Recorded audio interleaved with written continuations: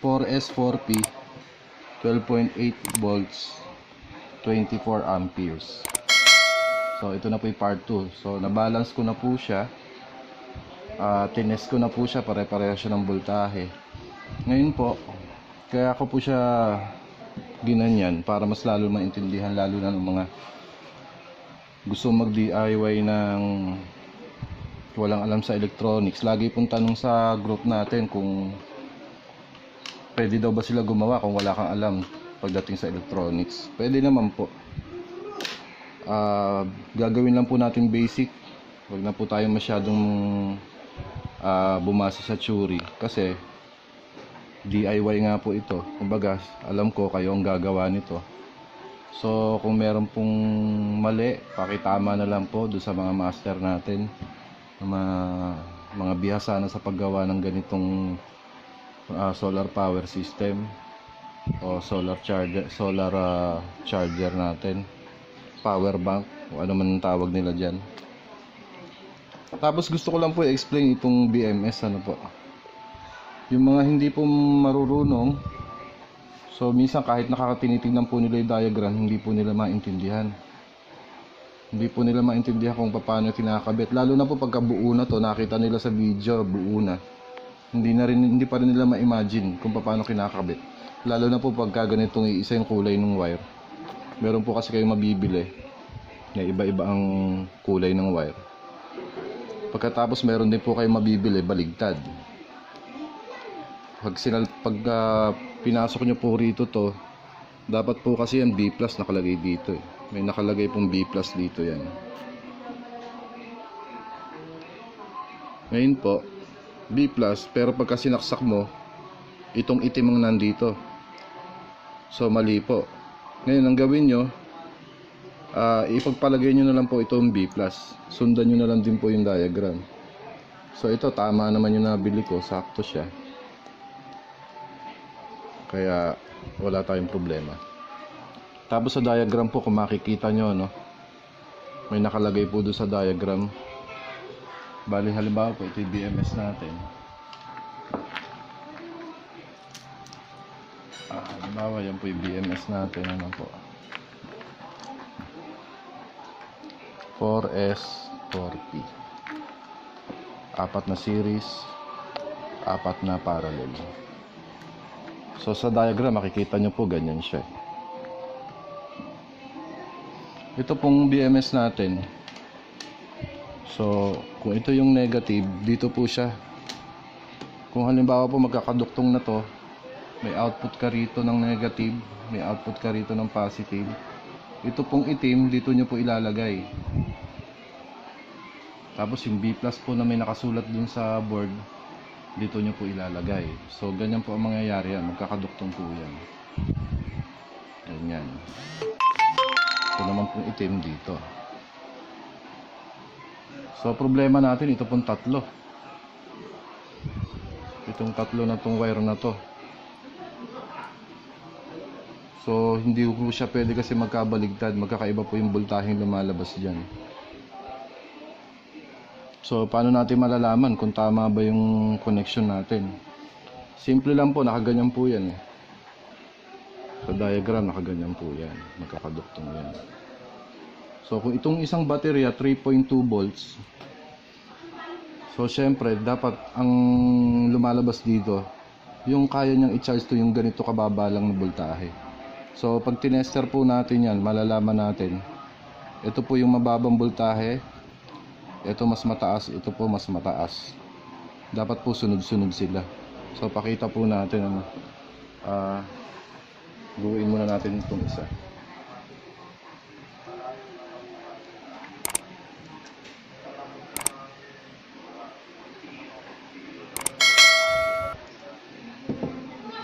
Yan. So sa diagram po makikita nyo yung connection ng BMS papunta sa battery.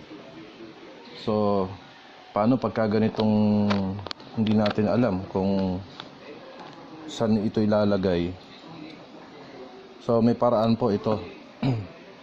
Lagay nyo lang po sa DC na 10. Pero pag dito na po kayo magtetest sa medyo dulo, medyo i-50 nyo kasi medyo pataas na po yung voltahe niyan. Pero sa 10 ko muna po ilalagay na DC. Ngayon po dapat sunod-sunod po yung voltahe na makukuha nyo rito, papataas po dapat siya. So kung itong test probe ko ilalagay ko dito sa positive, so dapat sunod-sunod to, ano po. Ayan po, oh. Mas mataas tong pangalawa, mas mataas tong pangatlo.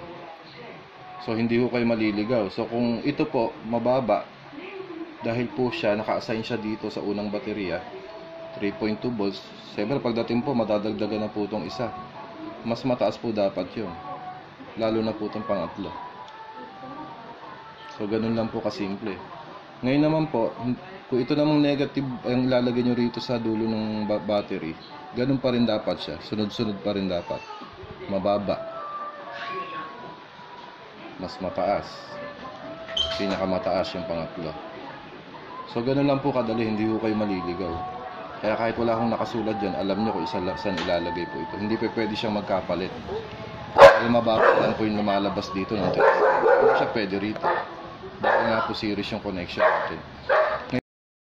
Ayan po, no. So alam na po natin yung pagkabit ng BMS, mga connection niya papunta sa battery. So bubuuin na po natin siya. Medyo magkakaroon ulit ng kalituhan pagka buo na, i-explain po natin ulit. Basta imagine niyo lang po, dapat ganyan po maging connection niya. Buuin muna po na natin yung power bank natin. Ayan, so bubuuin na po natin siya. So yung design ko po, gusto ko magkapatong siyang ganon. Kapatong po siya. Siya nga po pala, no.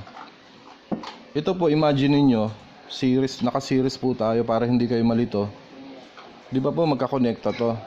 So pag ikakabit nyo po siya, pag tinayo nyo na po siya rito, magiging ganyan yun eh. Magiging ganyan. Magiging ganyan po siya. So may nakapatong pang isa dito. Tapos may nakapatong pong isa dito. Ganyan po. So lalagyan mo lang siya ng connection dito, meron ka ng isang series. So yun, madali na yun. Nandito naman lahat ng negative. Tapos dito sa kabila, nandito lahat ng positive. Lalagyan nyo lang po siya ng tabbing wire na nakaganon. Mamaya. Tapos meron po ako napanood na video na nagkabit siya ng ganito rin ng ginawa niya. Kaya lang 3S sa 4P yun. So hindi niya nilagyan dito ng tabbing wire.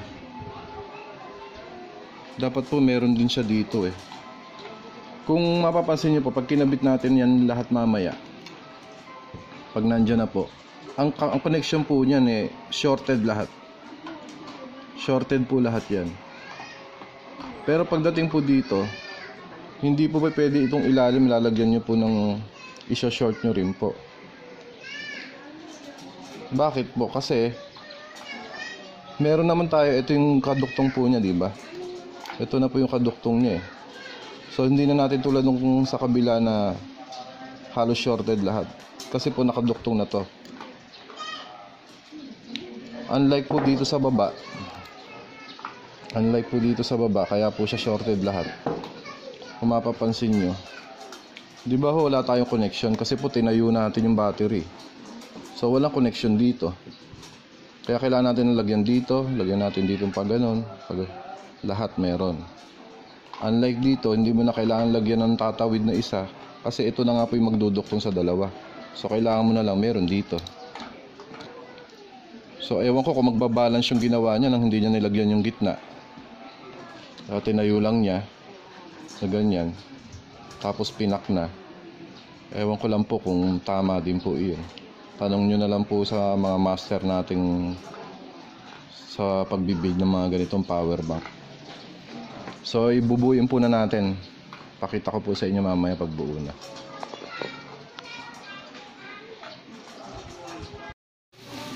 So ayan po, buo na. Makakabit na rin tong BMS natin. Ayan. Nagkagulo na ang wire. So yung sinasabi ko po kanina, ito siya.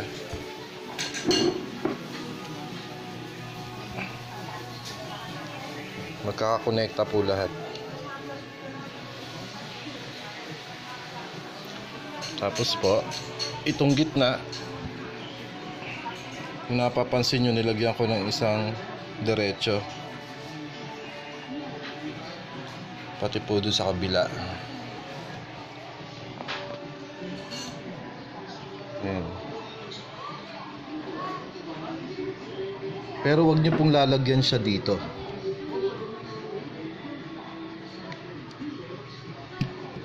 Huwag nyo po siyang lalagyan dito, mga ka-DIY.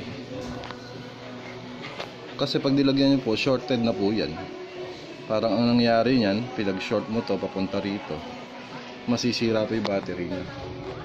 Dito pong sa taas, isang diretso lang din po. Yung sa babang baba lang po ang shorted lahat. So na-explain ko po yung kanina kung bakit. Kaya po ganyan ang gusto ko, kasi gusto ko lahat ng wire magkakasama po dito. Tapos tataas po kasi siya. Ito po yung gagamitin ko. Pinaglumaan na CPU, yung pinaka case niya. Tapos plano kong ilagay ito. Tapos dito ko itatago lahat yung wire para magandang tignan. Ayan, ganyan po siya. Ayan po. So kung natatandaan nyo po yung pula natin, ito po yung unang-una. Ayan, ito trace po natin. Papunta po yan sa positive output ng battery. Diba ba? Tapos ito pong pangalawa, yung katabi niya, dahil diba tinester po natin kanina, trace po natin, ito siya. Ayan, nandito po siya sa between positive and negative. Siya po yung unang baterya. So sa pangalawang baterya, ito po yun, yung kasunod.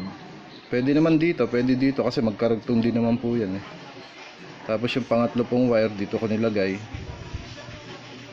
Yan po.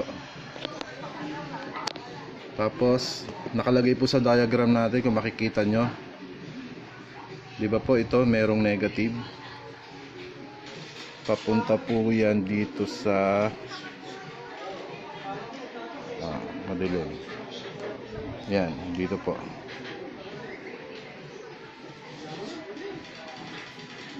Tapos po itong positive, naglagay po ulit tayo yung B+ na tinatawag.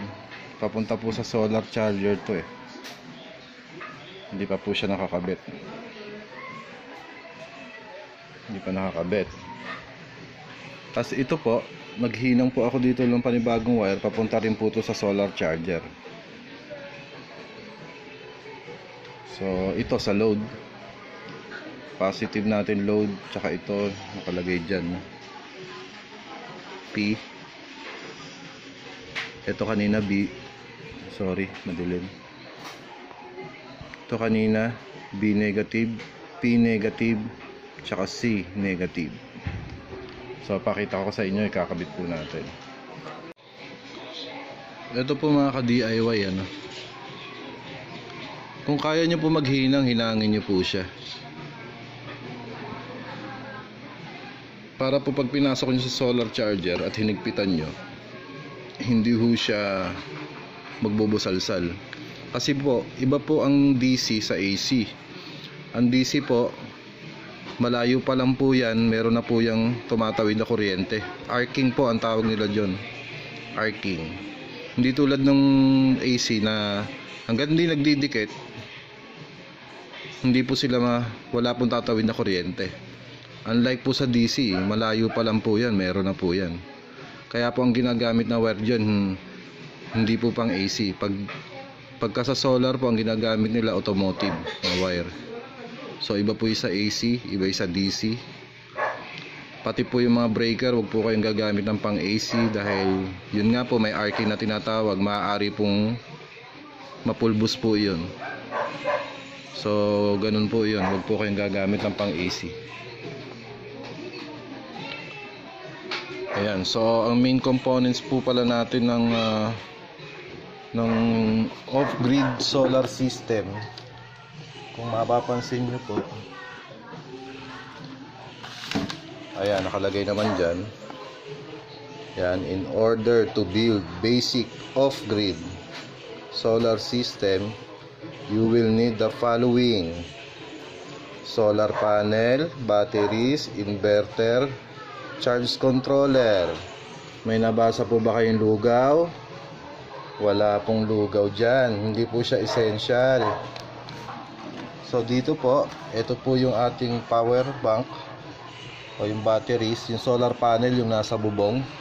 Ito po yung solar charger natin. Ito po yung inverter. So ano naman po trabaho nito? Makikita nyo po meron yung input DC in na 12 DC in na 12 volts. May sariling fuse. Dito nyo po isasaksak yan sa battery natin, positive, negative. Pero syempre lalagyan po natin ng fuse yan. Tapos ang output po niya, kung ang inverter na bili nyo, 220 ang output. Yun po, kasi ito galing Japan eh. So 100 volts ang output niya. So hindi ko siya ginagamit kasi 50 Hz. Hindi compatible sa atin dito sa Pilipinas. 60 tayo eh. So nagamit ko lang siya nung brownout. Kinabit ko sa baterya ng sasakyan. Tapos nagkabit ako dito ng mga auto volt, yung 110 to 220. Mga appliances galing Japan, pwede. So hindi ko siya gagamitin dahil malakas to sa battery. Pagka medyo malaki na yung setup ko, pwede. So ang gagawin ko dyan, makakabit ko dyan ilaw. Yung isa nating video na yung electric fan na kinonvert sa DC 12 volts, yan, dyan ko rin kakabit. Ngayon po kung paano natin, kung ano yung mga gagamitin natin dito, mapapagana niya. So susunod na video na lang po natin i-discuss. So pati computation nito, kung bakit naging 24 ampere yan, paano mag-compute, ano mga kailangan natin sa na solar charger. Ay siya nga po pala, wag kayong gagamit nito, pan lead acid po ito eh. So wala pa yung puti na pang life po, lithium ion phosphate natin. Huwag nyo pong gagamitin to, pang lead acid to. Kung makikita nyo po, nasa manual naman yan eh. Medyo malabo.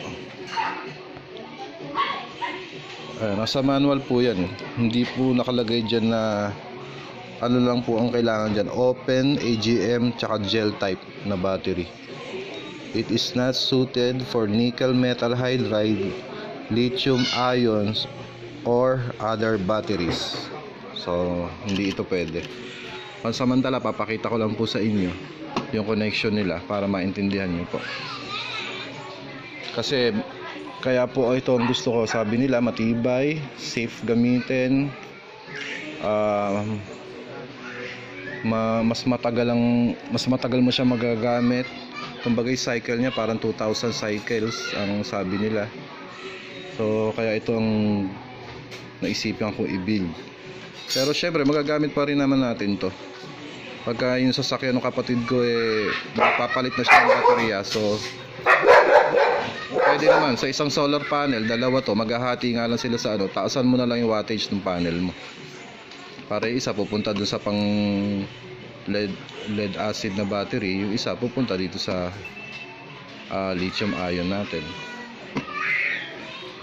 So yun po, yung connection natin kanina, ikakabit na po pala natin dito sa solar charger natin. Makikita nyo po nakalagay dyan positive, negative. Ayan, nakadrawing battery. Ito po solar panel, positive, negative. Yung load po natin ito.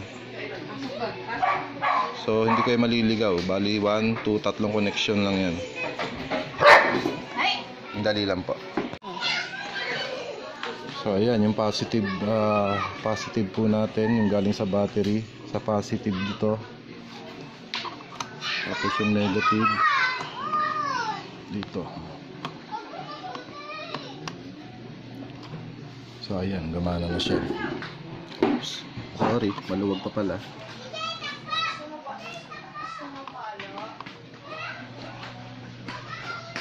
Mahigpit na. So ayan po. Ito po, pagka gusto nyong i-off yung load, Testingin natin. So, pag tinest nyo po yan, hindi ho yan papalo kasi hindi pa naka-on. I-on nyo lang kung gano'n. So, pag nagkabit po tayo dito ng solar panel, magkakaroon po dito ng display ng solar, tapos nagbi-blink po siya. Ibig sabihin nagcha-charge siya. Since wala pa po akong solar panel, naghihintay ako ng may maaawa. Ito po muna ang gamit ko. Yung iba po kahit naman wala solar panel, bumubuo sila niyan. Para halimbawa pupunta sila sa camping o pupunta sila sa bukid. Cha-charge muna nila dito yan. Pag puno na, tsaka po nila dadalhin. Kaya lang po yung setup ko, gusto ko naka-fix na siya dyan. Solar panel na lang kulang, charge na lang siya ng charge, tapos i-monitor ko na lang po siya. Ganun po. So ayun, sana may natutunan po kayo sa lahat ng diniscuss natin. Siya nga po pala yung gastos nito sa part 3. Papakita ko sa inyo kung magkano ginastos. Tapos i-assemble na rin po natin siya doon sa gusto kong lagyan. Meron po yung ibang ginagamit nila yung toolbox. Doon nila nilalagay para nabibitbit. Tapos safe din siya siyempre pag umulan. Ayun po, kung nagustuhan nyo po yung video natin, pa-like, share, and subscribe. Pakiclick na rin po yung bell button natin para po ma-notify kayo sa susunod na video natin. Tapos yung part 1 po natin, nandun po sa description, tsaka ipag-convert ng electric fan natin na 12 volts o e-fan kung tawagin. Salamat po and God bless.